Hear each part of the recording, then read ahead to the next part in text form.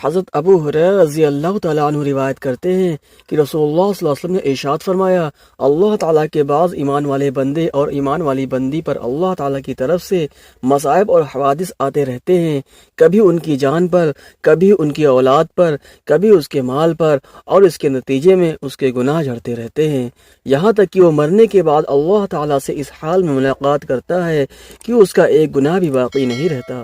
Video کو زیادہ سے زیادہ لوگوں تک شیئر کیجیے۔ السلام علیکم ورحمۃ اللہ وبرکاتہ۔ بھائیو السلام علیکم۔ بھائیو رسول اللہ صلی اللہ علیہ وسلم کا ارشاد ہے کہ جب ہم اپنے دین پر عمل کرنا چھوڑ دیں گے تو مصیبتیں حالات ہمارے اوپر آئیں گی۔ تو آج حالات جو چل رہے ہیں ہم سبھی دیکھ رہے ہیں، اس پر جو ہے ہمیں غور کرنے کی فکر ہے کہ ہم اپنی ذات سے اپنی بھی فکر کریں اور پورے امت کے پورے عالم کی فکر کریں، اور دعاؤں میں اپنے بھائی کو یاد رکھیں، نماز کی پابندی کریں۔ اس طرح جہاں دنیا میں جہاں بھی مسلمان بھائی، تمام انسانیت پریشان ہے، سبھی کے لیے دعا کریں، اور یہی جو ہے سب دین کی دعوت بھی پورے عالم میں جو ہے ہمیں پہنچنے کی فکر ہو، پہنچانے کی فکر ہو، اور اس پر عمل کرنے کی اللہ ہمیں توفیق عطا فرمائے۔ ویڈیو کو زیادہ سے زیادہ لوگوں تک شیئر کیجیے۔